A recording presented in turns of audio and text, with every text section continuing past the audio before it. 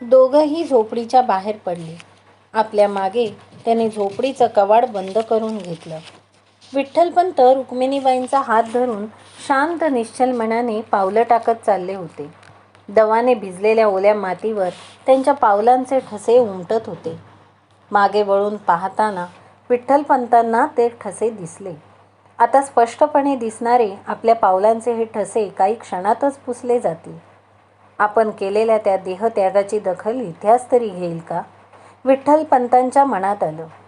हवेतला गारठा आणखी वाढला होता आणि त्याचबरोबर रुक्मिणीबाईंच्या हाताची पकडही. त्या वाढलेल्या गारठ्यानं सांगितलं, नदीकाठ जवळ आला आहे. त्या गारठ्यातही रुक्मिणीबाईंच्या हाताचा घामेजला स्पर्श विठ्ठलपंतांना जाणवला आणि तो घामेजला स्पर्शही 1000 शब्द बोलून गेला. त्या मूक स्पर्शातल्या प्रत्येक शब्दाचा उद्गार विठ्ठलपंतांना जाणवत होता आणि त्यांचा स्पर्श रुक्मिणीबाईंना मूक दिलासा देत होता. समोर नजर जाताच दोघांची पावलं काही क्षण थबकली. समोर इंद्रायणीचं विस्तीर्ण पात्र अंगाखांद्यावर तरंगाच्या लहरी घेऊन पसरलं होतं. धुसर निळ्या आकाशाच्या प्रतिबिंबामुळे पाणीही धुसर निळं दिसत होतं. इंद्रायणी आपल्याला बोलावते आहे असंच विठ्ठलपंतांना वाटलं. तर मुलांपासून कूस अशी तोडू नकोस, माघारी परत जा असं आपल्याला ती सांगते आहे असं रुक्मिणीबाईंना वाटलं. काहीही वाटलं तरी इंद्रायणीत प्रवेश करायचा हे निश्चित होतं. तेच सत्य होतं आणि तेच विधिलिखित होतं. रुक्मिणीबाईंची विठ्ठलरावांच्या हातावरची पकड आणखी घट्ट झाली. इंद्रायणीच्या वाळूचा हुळहुळणारा गार स्पर्श पायाला जाणवू लागला. हळूहळू त्या स्पर्शात ओल आली. पावलात खेळणाऱ्या पाण्यानं अंगावर शहारा आणला. शहारा पाण्याच्या थंडगार स्पर्शाचा, थंडगार हवेच्या झुळकीचा, आत्मसमर्पणातल्या शेवटच्या जाणीवेचा की मुलाबाळांच्या वियोगाचा. काही क्षण त्या दोघांची पावलं तिथं थबकली. दोघांनी एकमेकांकडे पाहिले. उदास स्थितप्रज्ञतेबरोबर गहिरा ओलावा आणि अखेरचा निरोप अशा काही विलक्षण भावना दोघांच्याही नजरेत होत्या. दोघं तसंच मागं वळले. ग्रामदैवताचा पितळी कळस पहाटेच्या धुसर प्रकाशात अंधुकसा दिसत होता. दोघांनी तिथूनच हात जोडले. लेकरांना सांभाळण्याचं साकडं त्याला घालताना रुक्मिणीबाईंच्या तोंडात इतका वेळ उरात कोंडून ठेवलेला अर्धस्फुट हुंदका बाहेर पडण्यासाठी धडपडला. पण फाटक्या पदराचा बोळा तोंडात कोंबून रुक्मिणीबाईंनी त्याला तिथंच अडवला. आता या क्षणी असं करून चालणार नव्हतं. हुंदका बाहेर पडला असता तर त्या दुःखाच्या वणव्यानं सगळ्या मनाला आग लावली असती आणि ती आग विझवायला इंद्रायणीचं पाणीसुद्धा असमर्थ ठरलं असतं. क्षणभरच तिथं त्या दोघांची पावलं विसावली. तिथंच रेंगाळू पाहणाऱ्या पावलांना आवर घालून पुन्हा दोघे इंद्रायणीला सामोरे गेले. इंद्रायणीचं पाणी माथ्याला लावून तिला त्रिवार दंडवत घातला आणि काहीही न बोलता एकमेकांचे हात घट्ट धरून नातीचरामीची शपथ अखेरच्या श्वासापर्यंत पाळण्याचा निश्चय केलेले ते दोन दुर्दैवी जीव इंद्रायणीला शरण गेले. खरं तर इंद्रायणीचं पाणी शांत होतं. वारा पडलेला होता. आकाश निरभ्र होतं. अजूनही चांदण्या लुकलुकत होत्या. त्या नीरव शांततेतला एक करुण आवाजही होता. इंद्रायणीच्या त्या शांत पाण्यात काठावरची झाडं त्या धुसर प्रकाशातही आपलं प्रतिबिंब न्याहाळत होती. पूर्व क्षितिज उजळायला अजून काही काळ अवकाश होता. तरीही रविकराच्या स्वागतासाठी पूर्व क्षितिज सज्ज झालं होतं. या दोघांच्या दुर्दैवी पावलांनी पाण्यात प्रवेश केला आणि अचानक कुठूनसा वारा झंझावातासारखा उधळला. इंद्रायणीच्या पाण्यात घुसला. त्या स्तब्ध शांत पाण्यालाही अचानक उधाण आलं. उंचच्या उंच लाटा उसळू लागल्या. हा इंद्रायणीचा आनंद होता की विद्रोह? काही कळत नव्हतं. पण एक उंच लाट उसळली आणि एकमेकांचा हात धरून आत्मसमर्पण करण्याच्या तयारीत असलेल्या या दोघांना दुसऱ्या क्षणाला इंद्रायणीनं आपल्या पोटात घेतलं.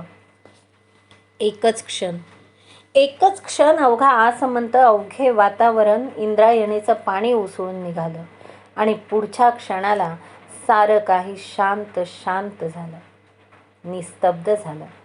इंद्रायणीच्या पाण्यावर उठणारे तरंग थांबले. वाळवंटावर नीरव शांतता पसरली. झाडं पुन्हा स्थितप्रज्ञ झाली. सगळं इतकं पालटून गेलं की क्षणार्धात चमत्कार घडावा तसं सगळं वातावरण पूर्वस्थितीला आलं. जणू काही घडलंच नाही असं वातावरण इतकं साळसूत झालं. लेकरांच्या भविष्यासाठी, जगाच्या कल्याणासाठी आपल्यात आत्मसमर्पण केलेले हे 2 जीव म्हणजे अध्यात्माच्या इतिहासातील रुपेरी वर्खाची पानं आहेत. हे इंद्रायणीला तरी ठाऊक होतं की नाही, कुणास ठाऊक.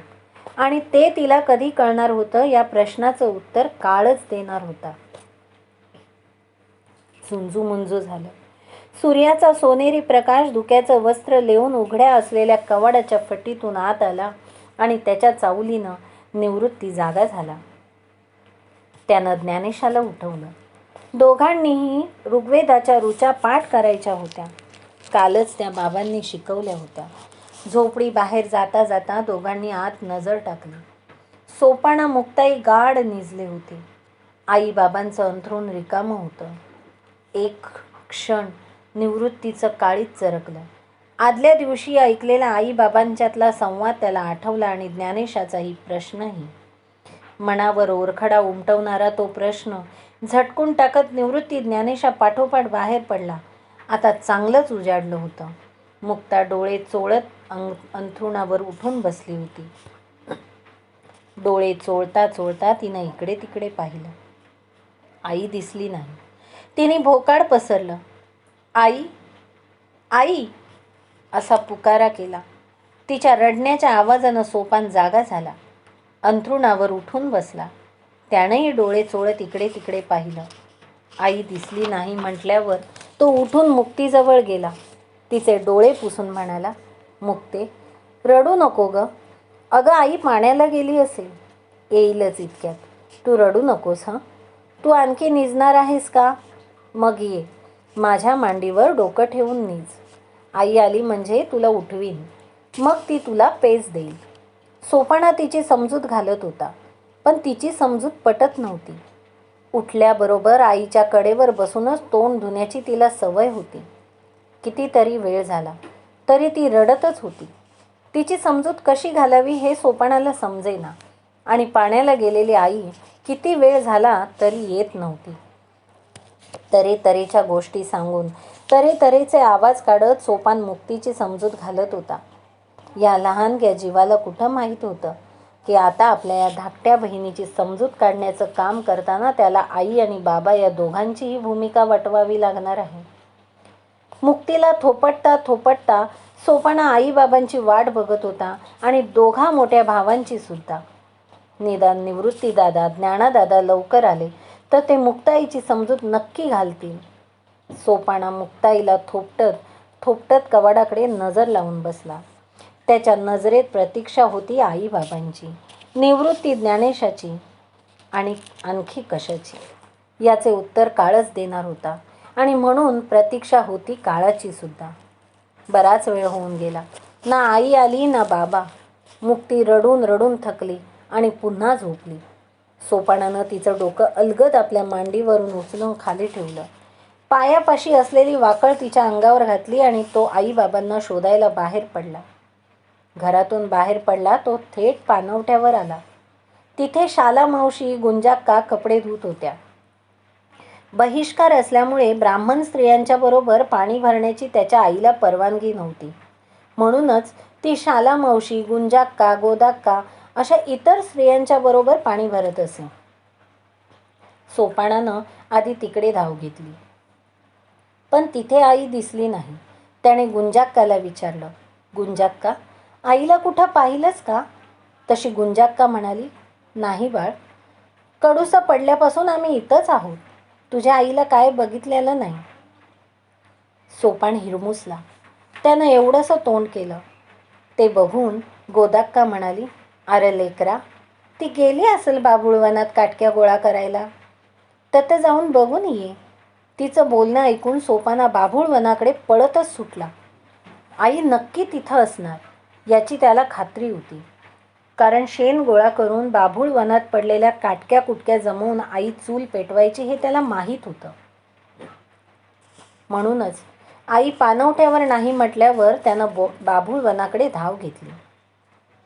बाभुळवन समोर दिसू लागलं तसं त्यानं आई आई असा हाका मारण्याचा सपाटाच लावला. आई बाभुळवनात असेल तर नक्की ओ देईल, आपला आवाज ऐकून तरी ती नक्की ओ देईल असा त्याला विश्वास होता. निवृत्ती आणि ज्ञानेश्वर दोघंही घरी नव्हते. लहानग्या मुक्ताईला एकटीलाच निजवून सोपाणा बाहेर पडला असल्यानं घरी परतण्याची त्याला घाई होती.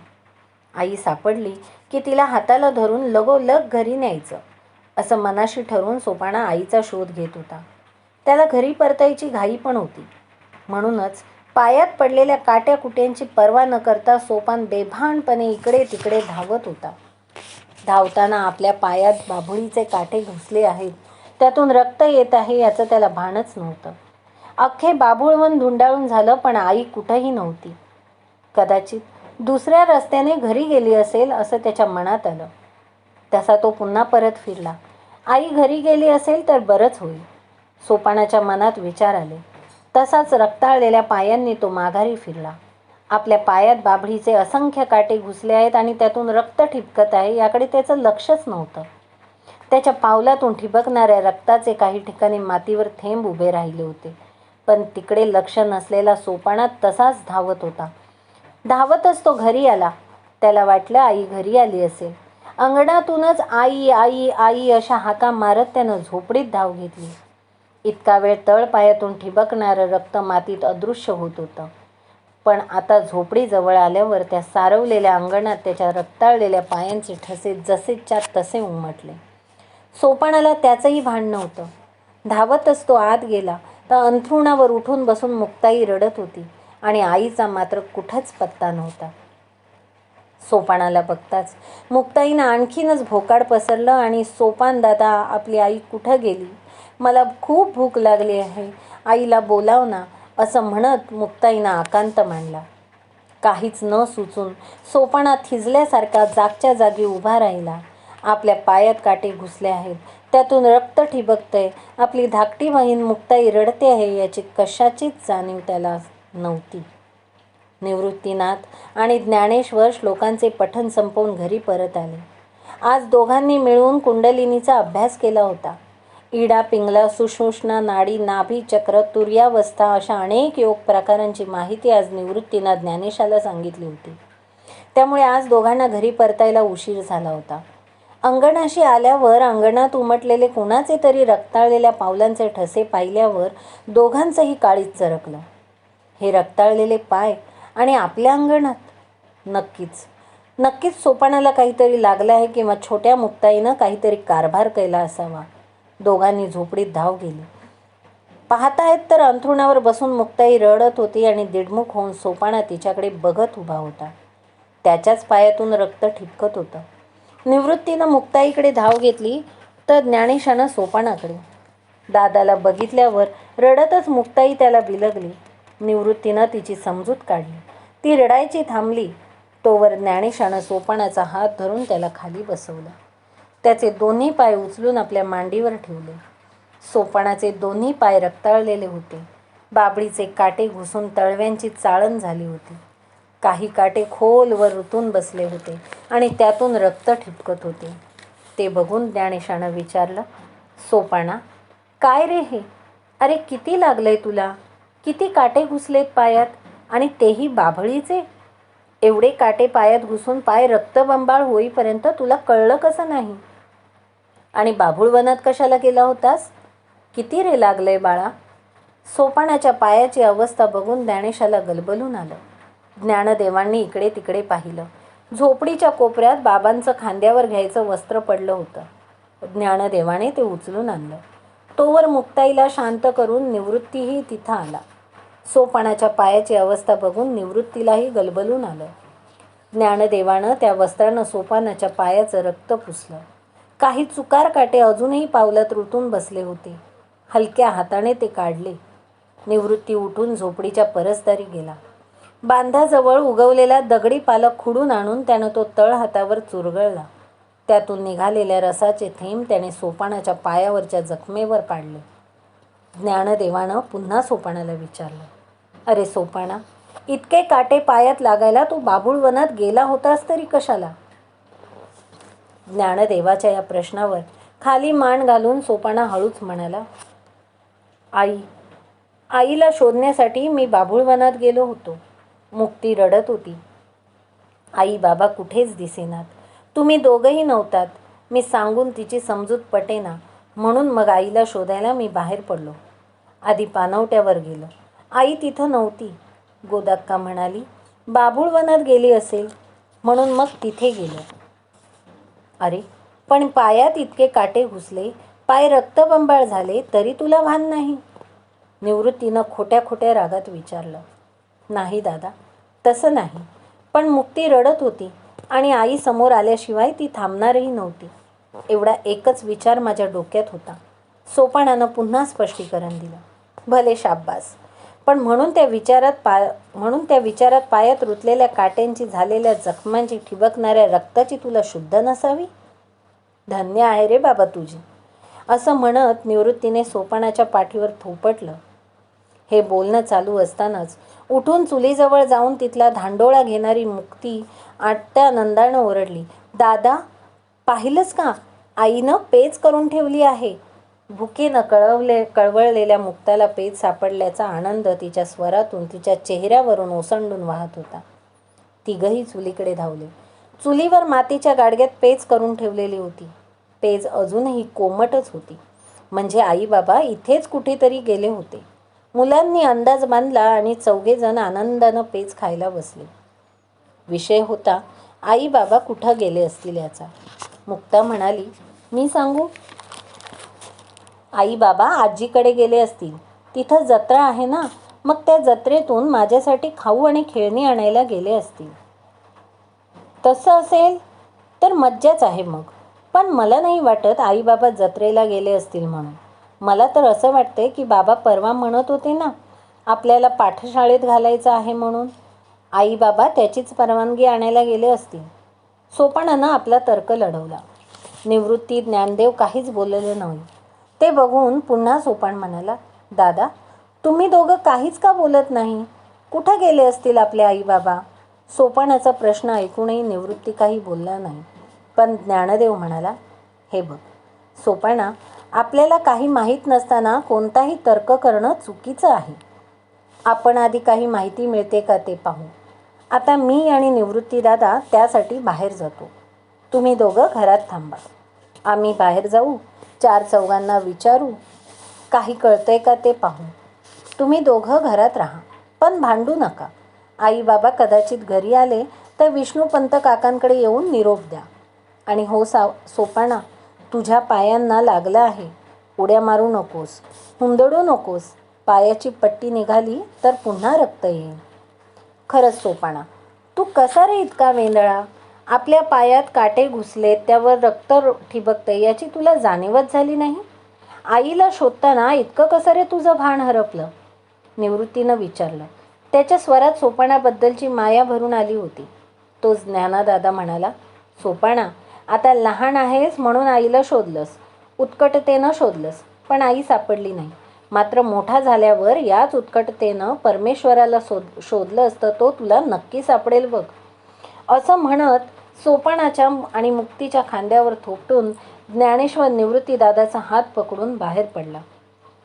ज्ञानादादानं सांगितलेल्या वाक्याचा आपल्या मनाशी अर्थ लावत ती दोघं गेली त्या दिशेकडे सोपान कितीतरी वेळ बघत राहिला होता. असं का म्हणाला असेल ज्ञानादादा? आपण परमेश्वराला कशासाठी शोधू? आई तर म्हणते की परमेश्वर सृष्टीतल्या प्रत्येक वस्तूत भरलेला आहे. मग त्याला शोधायचं कारणच काय? हा ज्ञानादादा ना कधी कधी काय बोलतो ना ते कळतच नाही.